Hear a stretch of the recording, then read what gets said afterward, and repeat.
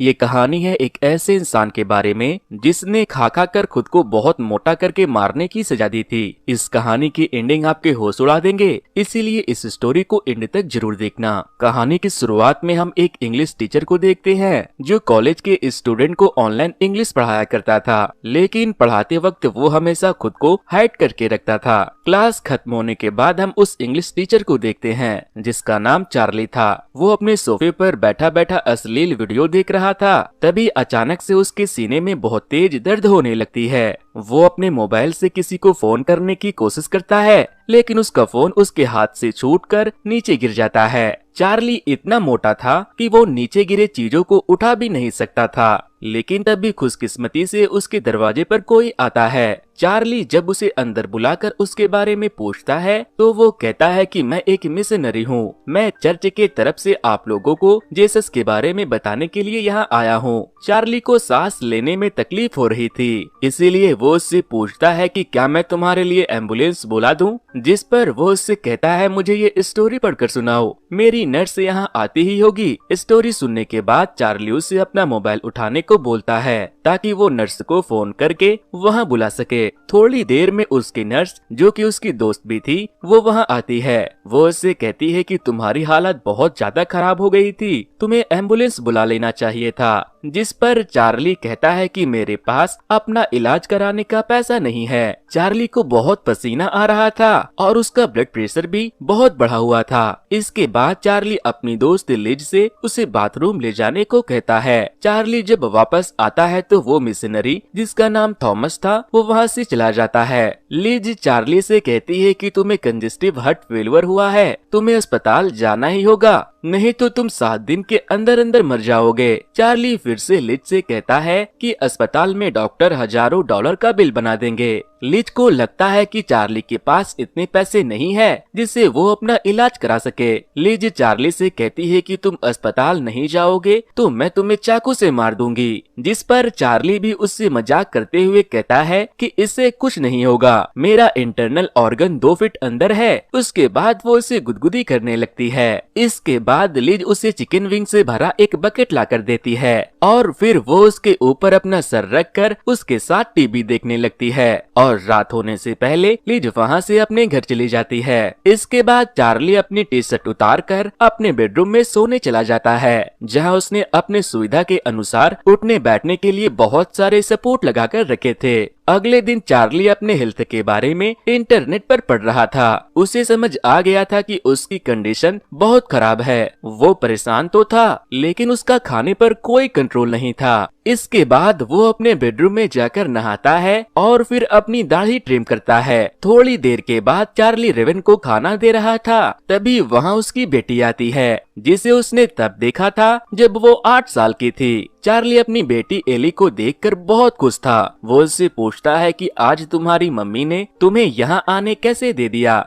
जिस पर वो कहती है कि मैंने उन्हें नहीं बताया। फिर वो उससे पूछता है कि तुम कौन से क्लास में हो? तो वो कहती है आज सुबह ही मुझे स्कूल से निकाल दिया गया क्योंकि मैं इंग्लिश में फेल हो गई। चार्ली अपनी बेटी से कहता है कि तुम अपने स्कूल को नहीं छोड़ सकती, तुम्हें ग्रेजुएट होना ही पड़ेगा। जिस पर वो कहती है तुम मेरे पापा बनने की कोशिश मत करो, तुम एक बहुत ही घटिया और भद्दे इंसान हो। जिसके बाद चार्ली अपनी बेटी से माफी मांगता है। एली अपने डैड से बहुत नफरत करती थी और वो उससे बहुत बदतमीजी भी करती है। दरअसल जब वो 8 साल की थी तब चार्ली ने उसे और उसकी मॉम को अपने बॉयफ्रेंड के लिए छोड़ दिया था क्योंकि वो गे था। एली अपने डैड को बुरा भला कहकर जब वहाँ से जाने लगती है तो वो कहता है कि मैं तुम्हें ढेर सारे पैसे दे सकता हूँ और तुम्हें पास होने में तुम्हारी मदद भी कर सकता हूँ। एली पूछती है तुम्हारे पास कितने पैसे हैं? तो वो कहता है कि मेरे बैंक में तकरीबन 1 करोड़ से भी ज्यादा होंगे। एली पूछती है तुम्हारे पास इतने पैसे कहाँ से आए? तो वो कहता है मैं ऑनलाइन कोर्सेज पढ़ाता हूँ जिसके लिए मुझे अच्छे खासे पैसे मिलते हैं। एली कहती है तुम वो सारे पैसे मुझे दे दो और मेरी मॉम को कुछ मत बताना। इसके बाद चार्ली उसे पढ़ाने की कोशिश करता है तो गुस्से में वो वहाँ से जाने लगती है, लेकिन फिर वो गेट पर पहुंचकर रुक जाती है और चार्ली से कहती है कि खड़े हो जाओ और बिना किसी सपोर्ट के मेरे पास चलते हुए आओ। लेकिन वो बिना सपोर्ट के 1 कदम नहीं चल पाता और गिर जाता है। जिसके बाद एली उसे वहीं छोड़कर वहाँ से चली जाती है। फिर शाम को चार्ली की दोस्त लिज उसकी हेल्थ कंडीशन को मेजर करने के लिए एक मशीन लेकर आती है और जब वो उसके किचन की साफ सफाई करने लगती है तो उसे चार्ली की बेटी एली का रिपोर्ट कार्ड मिल जाता है। लिज उससे पूछती है कि वो 8 साल के बाद यहाँ क्या करने आई थी और उसकी माँ ने उसे यहाँ आने क्यों दिया। इसके बाद वो दोनों मिलकर सोशल मीडिया पर एली के उल्टे पुल्टे पोस्ट देखने लगते हैं, जिससे ये जाहिर हो रहा था कि एली एक बहुत बुरी लड़की है। फिर लिज चार्ली को 2 हैमबर्गर देकर किचन की साफ सफाई करने चली जाती है। चार्ली उसे खाने लगता है तो वो उसके गले में फंस जाता है, जिसके बाद लिज उसे तड़पता देखकर उसके पास आती है और उसे झुकाकर उसके पीठ पर कूदने लगती है, जिससे कि उसके गले में फंसा खाना बाहर आ जाता है और वो थोड़ा ठीक महसूस करने लगता है। लिज उसे इस हाल में देखकर बहुत दुखी होती है और फिर वो उसे दोबारा से हैमबर्गर देते हुए कहती है थोड़ा थोड़ा कर खाओ।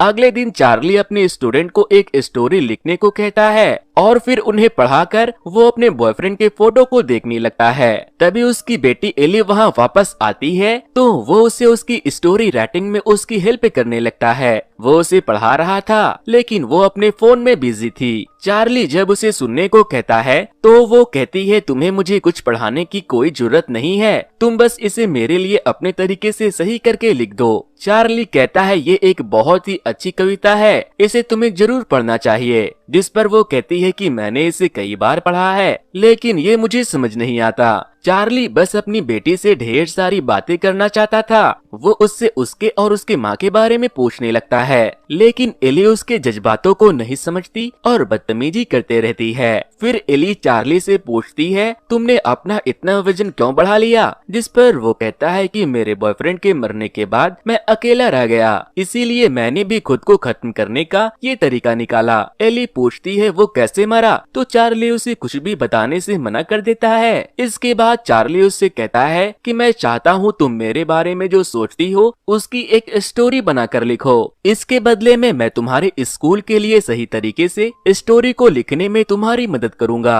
इसके बाद चार्ली बाथरूम में जाकर टैप ऑन करके रोने लगता है क्योंकि एली ने उससे उसके बॉयफ्रेंड के मरने के बारे में पूछ लिया था। तभी चार्ली के घर के दरवाजे पर कोई आता है। एली जब दरवाजा खोलती है तो वो थॉमस को देखती है। थॉमस बोलता है मैं चार्ली से मिलने आया हूँ। तो वो कहती है कि मैं उस गे की बेटी हूँ, अभी वो बाथरूम में है, आप जब तक अंदर आकर बैठ सकते हो। थॉमस कहता है कि मैं चर्च से आया हूँ, जिस पर एली उससे कहती है कि मैं किसी भी धर्म में विश्वास नहीं करती। तभी चार्ली वहाँ आता है तो एली थॉमस से कहती है कि तुम कल यहाँ जरूर आना। एली के जाने के बाद थॉमस चार्ली से कहता है कि दुनिया खत्म होने वाली है, जीसस आने वाले हैं, जिस पर चार्ली कहता है कि मैं ये सब पहले से जानता हूँ क्योंकि मैंने कई बार बाइबल पढ़ा है। और फिर चार्ली थॉमस को वहाँ से जाने को कहने लगता है तो वो कहता है कि मुझे लगता है परमेश्वर ने मुझे कुछ सोच समझकर यहाँ आपके पास भेजा है ताकि मैं आपकी कोई मदद कर सकूं।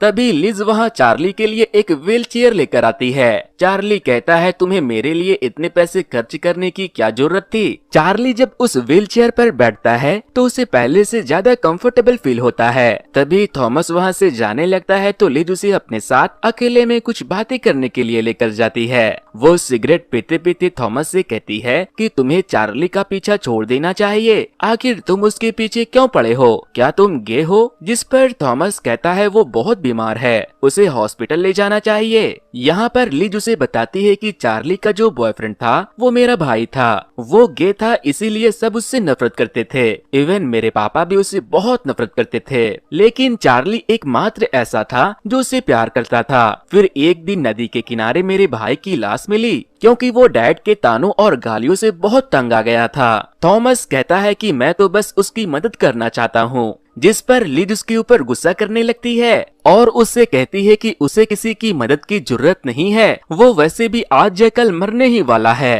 तभी चार्ली वहाँ आता है तो थॉमस वहाँ से चला जाता है। इसके बाद लिज भी चार्ली का फेवरेट शो लगाकर वहाँ से चली जाती है। लिज के जाने के बाद चार्ली अपनी बेटी की लिखी स्टोरी पढ़ने लगता है जिसे उसने उसे लिखने को कहा था। एली लिखती है कि ये अपार्टमेंट बहुत बदबूदार है और मैं तुमसे नफरत करती हूँ। तभी एली उससे पढ़ने के लिए वहाँ वापस आ जाती है। वो उसे अंदर बुलाता है और कहता है, जब तक मैं तुम्हारे लिए स्टोरी लिखता हूँ तुम भी अपनी स्टोरी में मेरे लिए कुछ और लिखो। चार्ली यहाँ पर अपनी और अपनी बीवी की कहानी एली को सुनाने लगता है, लेकिन वो बहुत गुस्सा हो जाती है और कहती है, आपने मुझे और मेरी माँ को अपने बॉयफ्रेंड के लिए छोड़ दिया और अब आप एकदम से मेरी डैड बनने की कोशिश मत करो। चार्ली उससे कहता है कि मैंने तुम्हें कभी नहीं छोड़ा, मैं तुम्हारे लिए पैसे भेजा करता था, लेकिन मैं तुम लोगों से मिलने से डरता था। तभी एली कहती है कि मुझे भूख लगी है, मैं आपके लिए भी कुछ बना देती हूँ। वो किचन में जाकर अपने और अपने डैड के लिए सैंडविच बनाने लगती है। चार्ली अपनी बेटी को अपने लिए खाना बनाते देखकर बहुत खुश हो रहा था। चार्ली कहता है, तुम जितनी बुरी बनने का नाटक करती हो तुम उतनी बुरी बिल्कुल भी नहीं हो। जिसके बाद एली चार्ली के सैंडविच में नींद की गोली मिलाकर उसे खिला देती है। चार्ली सो जाता है और वो उसके घर के चीजों को देखने लगती है, जहाँ उसे एक कमरे में चार्ली के बॉयफ्रेंड की तस्वीर भी दिखती है।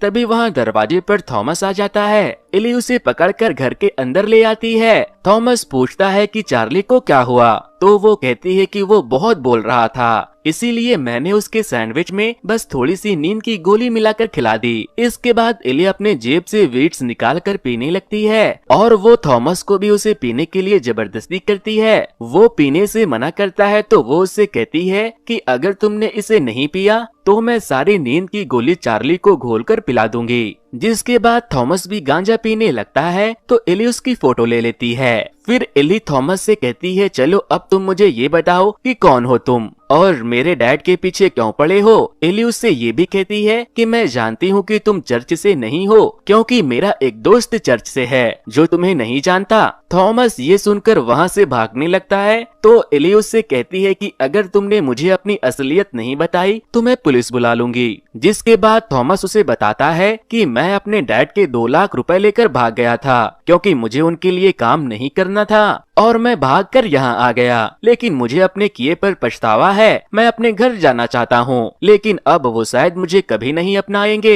एली ये सारी बातें अपने फोन में रिकॉर्ड कर रही थी। तभी वहाँ एली की मॉम और लिज आ जाती है। उन्हें देखकर थॉमस वहाँ से भाग जाता है। फिर लिज देखती है कि चार्ली बेहोश है और उसका ऑक्सीजन लेवल कम हो रहा है। जिसके बाद वो उसके नाक में ऑक्सीजन पैप लगा देती है। लिज एली के इस हरकत पर बहुत गुस्सा थी, वो उसे डांटने लगती है। तभी उसकी माँ मैरी एली से पूछती है कि तुम्हें तो चार्ली से नफरत थी, आखिर तुम्हें उसने कितने पैसों का लालच दिया है। जिस पर लिज उससे कहती है कि तुम किन पैसों की बात कर रही हो, चार्ली के पास कोई पैसा नहीं है। फिर मैरी उसे बताती है कि आप लोगों को शायद पता नहीं है, लेकिन चार्ली हर महीने मुझे और एली को पैसे भेजने के साथ साथ उसने एली के अच्छे फ्यूचर के लिए बहुत सारे पैसे भी जमा करके रखे हैं, जो 1 करोड़ से भी ज्यादा है। ये सुनकर लिज बहुत दुखी होती है, क्योंकि वो फ्री में ही चार्ली की सेवा करती थी और इवन अपने बुरे से बुरे वक्त में भी उसने चार्ली से कभी पैसे नहीं मांगे थे। लिज कहती है, हम उन पैसों से तुम्हारा इलाज करा सकते थे जिससे तुम ठीक हो सकते थे। जिस पर चार्ली कहता है, वो पैसे मेरे नहीं है, मैंने उसे अपनी बेटी के अच्छे फ्यूचर के लिए सेव किया है। ये सुनने के बाद लिज वहाँ से चली जाती है और मैरी भी एली को वहाँ से चले जाने को कहती है। चार्ली एली से वहाँ रुकने को कहता है तो वो कहती है, मुझे आपकी कोई परवाह नहीं है, प्लीज आपसे जितनी जल्दी हो सके मर जाओ। तभी चार्ली एली को उसका वो स्टोरी देता है जिसे लिखने के लिए वो उसके पास आई थी। वो उसे लेकर उसे एक थैंक यू कहे बिना ही वहाँ से चली जाती है। इसके बाद चार्ली की वाइफ उससे पूछती है कि तुम्हें कैसा लगा अपनी बेटी से मिलकर, तो वो कहता है वो दिल की बहुत अच्छी है, बस सख्त होने का नाटक करती है। मैरी चार्ली का ये हाल देखकर बहुत दुखी थी। वो कहती है कि हमने अपना पूरा फर्ज निभाया, तुमने उसे पैसे दिए, मैंने उसे प्यार दिया, लेकिन वो बहुत बुरी और मतलबी है। चार्ली अगेन कहता है मेरी बेटी बहुत अच्छी है। इसके बाद मैरी चार्ली को एली का फेसबुक पोस्ट दिखाती है जिसमें उसने अपने डैड चार्ली के फोटो शेयर करके उसका मजाक उड़ाया था। फिर मैरी चार्ली के पास जाती है